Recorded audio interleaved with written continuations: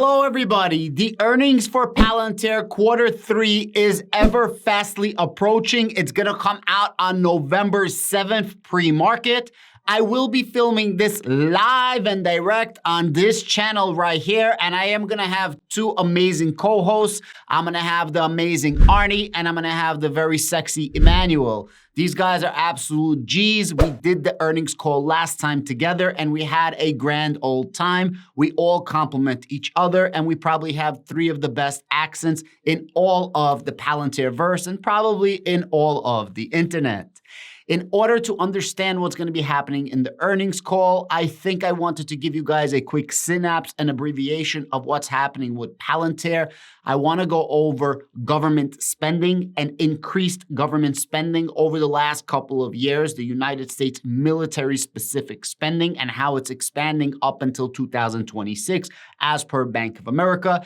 And after that, I do want to give you guys a little bit of a preview with the earnings that we've had over the last few years with Palantir.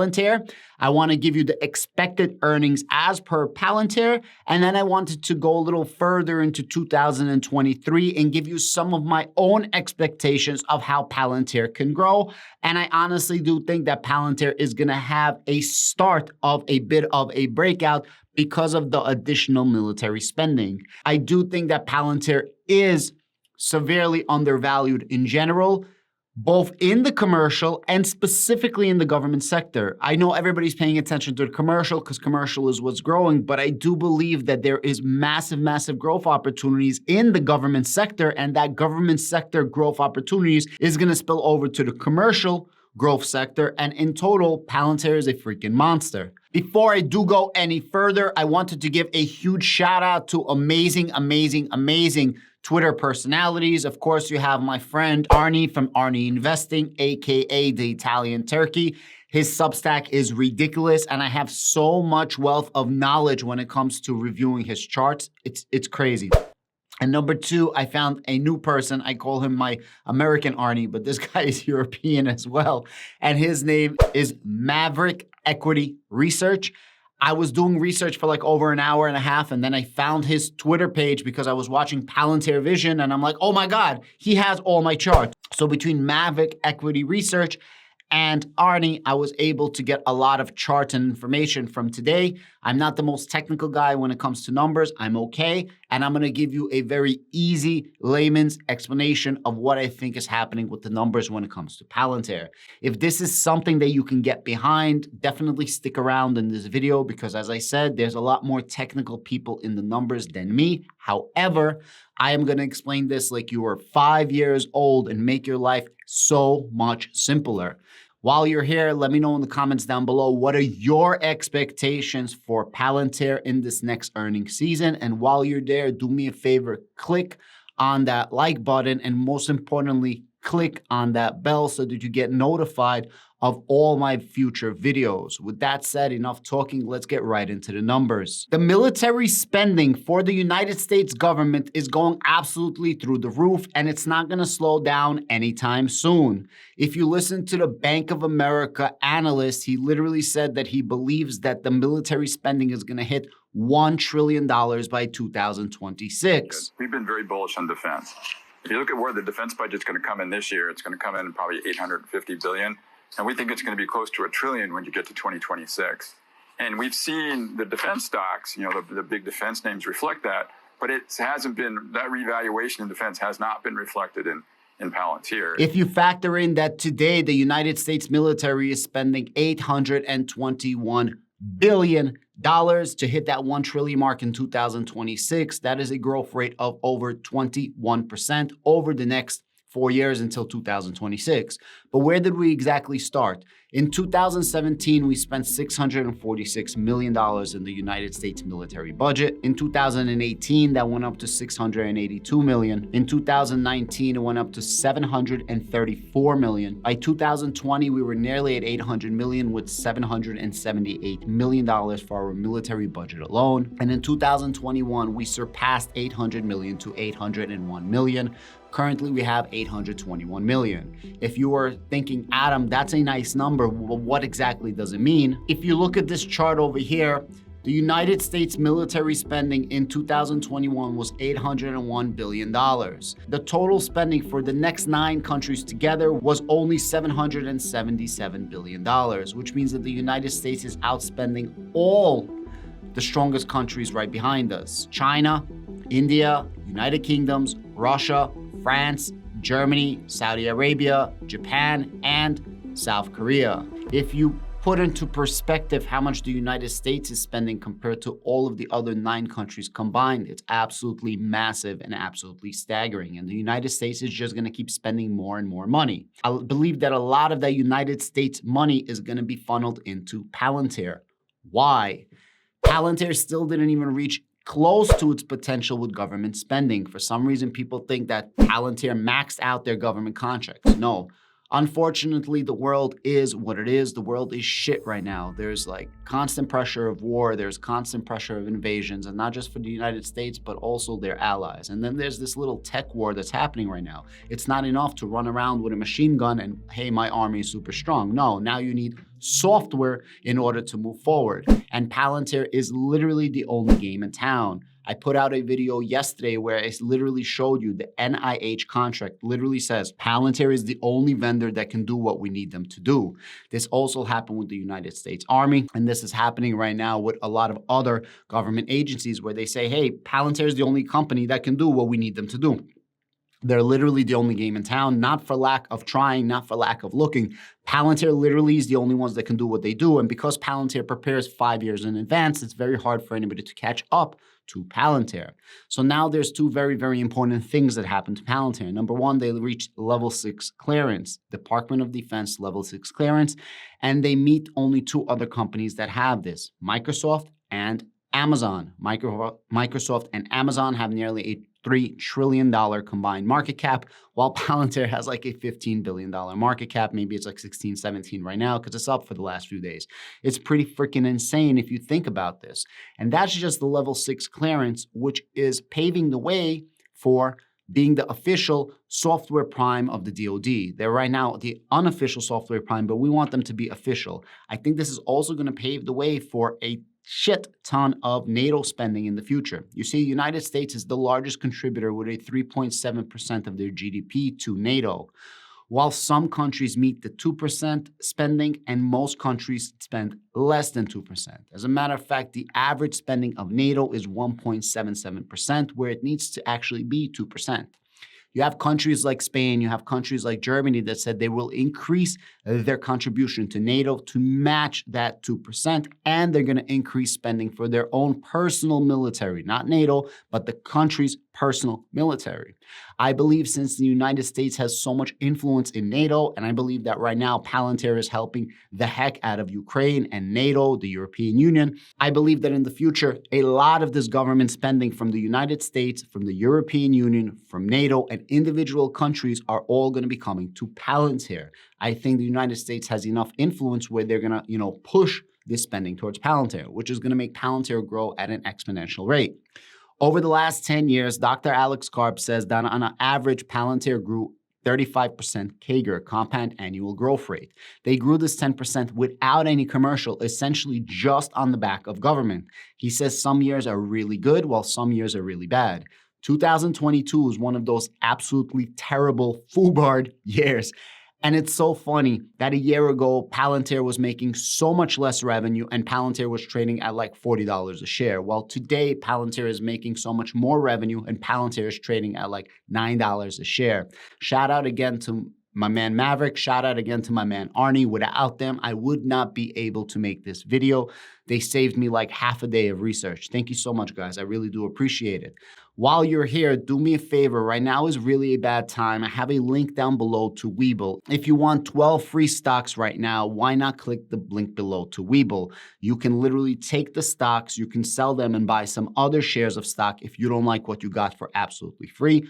Or you could literally just get your 12 free stocks. You could sell your 12 free stocks and then you can use that money and put it into your bank account. You could do literally whatever you'd like.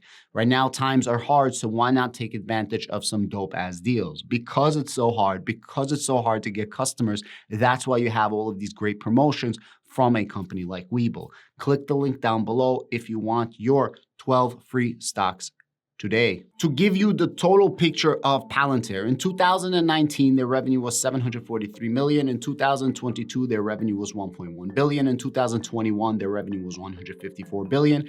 And in 2022, the estimated revenue is going to be 1.9 billion. In 2020, they grew 47%. In 2021, they grew 41%. So they obviously grew more than that 35% stated CAGR. Although an estimate for Palantir is 30% over the next several years as per like Palantir. This is like for the entire total business. But in 2022, the estimated growth is only going to be 23%. Why? Quarter two was not a good quarter. Quarter one was not a good quarter, but quarter two was even worse quarter. And the projected quarter three revenue right now, we're only literally growing by like 2%. It's really ridiculous. However, stock-based compensation, that's where you award engineers, where you award employees, where you award people working for you with shares of stock. And the reason this is done is a salary is a salary, but when you give a person a piece of your company, they will work their ass off to make your company successful. Companies like Tesla do that, and a lot of software companies, tech companies tend to do this. In 2022, stock-based compensation over 1.2 billion.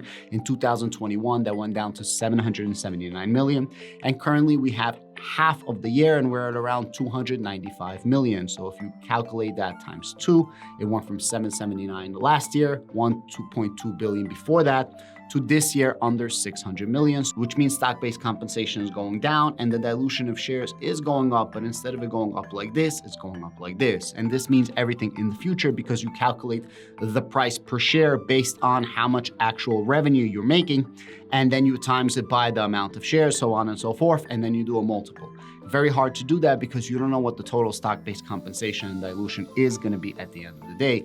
However, I did want to give you guys some basic numbers. If we have 1.9 billion for the year of 2022, forget about what the analysts are saying. The analysts are saying that we're going to have margin of like around 21, 22%. And they're saying that our growth is going to be right around that number. It's freaking ridiculous.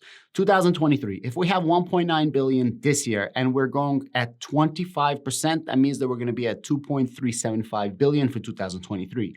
If we go by 30%, we're going to be at 2.47 billion in 2023. And if we happen to grow 35%, which is a long shot by heck, who knows? $2.56 billion. Now, if you take the 25% profit margin, which is very respectable, higher than the analysts are saying, but definitely super low compared to what's going to happen in the future, and a great profit margin for tech companies, software companies like Palantir. If you take 25% of a 25% growth, it's going to be 600 million, and at 30% growth, 741 million, and at a 35% growth, we will be making 896 million. This is all for 2023. At the end of the day, the estimation for quarter three is 474 to 475 million, and the problem is in quarter two, our numbers were $473 million only. At the end of the day, Palantir is a freaking monster that keeps getting more and more contracts from the government. They are only now starting to get their stride with the government. They have two massive opportunities. The Titan program, and when they get that Titan prototype with Anduril, that's it. This is worth multi-billions of dollars. And the NHS contract right now with England, I believe that they're going crazy trying to find somebody who can do what Palantir does, very similar to the NIH. And at the end of the day, they're going to say the same thing that the NIH said, that Palantir is the only vendor that can do what Palantir does, which means I believe that Palantir is going to get $1 billion worth of revenue over the next 10 years from the NHS contract as well. Guys, at the end of the day, Palantir literally has the world as its oyster. It has such unimaginable TAM. They have Palantir Foundry, they have Palantir Gotham, they have Palantir Meta Constellation, where they're freaking literally in outer space. It's literally, Palantir is in outer space. You have Elon Musk that's chilling in outer space. You have Jeff Bezos that's hanging out in outer space, or kind of like almost in outer space. You know, he's not actually in outer space, but whatever. You guys get what I'm trying to say. And then a few other players. It's literally a uncharted territory that Palantir happens to be charting. They're literally at the forefront of exploration when it comes to space, especially military defense in space. I mean, think about what I just said. And after Meta Constellation, you still have Palantir Edge, and then you have Palantir Apollo. And then after that, as per Dr. Alex Karp, as per Shyam Sankar, Palantir has a lot more products that they're not even talking about that's currently being in production. Alex Karp says, hey, we've made a lot of products that didn't come to market because, hey, we fail like everybody else. But they're consistently innovating. How are they innovating? Because they have a shit ton of money. They have no debt whatsoever. Their brand is starting to go up. Peter Thiel is coming out of hiding. Dr. Alex Karp now knows how to speak in public like an adult and not a child causing a temper tantrum. And a lot of things are going good for Palantir.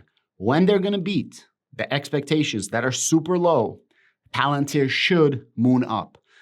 After they moon up, maybe there's going to be a calm down period, right? But they were valued at $40 a share. This was straight up like hopium. And right now they're valued at $9 a share and it's straight up shittium. You know what I mean? When the bull market comes back, Palantir in 2023, 2024, they can literally double and triple up. There's no reason why Palantir should not be a middle $20 stock, a low $30 stock, especially when you sprinkle in some of that beautiful sauce we call hopium. Hopium is a real thing. Hopium is what drives the price of stock, what drives the price of cryptocurrency, what drives the price of real estate, and what drives the price of pretty much any asset throughout the world. We probably still will have a massive collapse of our economy sometime between now and early 2023, but then we should start recovering. When we start recovering, there's going to be certain plays that are going to make a lot more noise than other plays, and I believe Palantir is going to be one of those plays. Guys, I want to say thank you one more time to Arnie. Thank you one more time to Maverick. You guys gave me a shit ton of dope charts. Thank you very, very much. Thank you to every single one of you in the audience, you, and you in the back. I couldn't have this channel without you guys. And I am going to have the most amazing, amazing video coming out next week of Palantir. So click on the link down below. Make sure you hit the ding, ding, ding, ding, ding bell so you're always apprised of the situation and you're always getting the notifications. If you cannot wait until next week, please click on one of these videos right here. These are absolutely massive videos, and this is going to quench your thirst when it comes to Palantir. Click the link down below and get your free 12 stocks with Webull. Have a great day.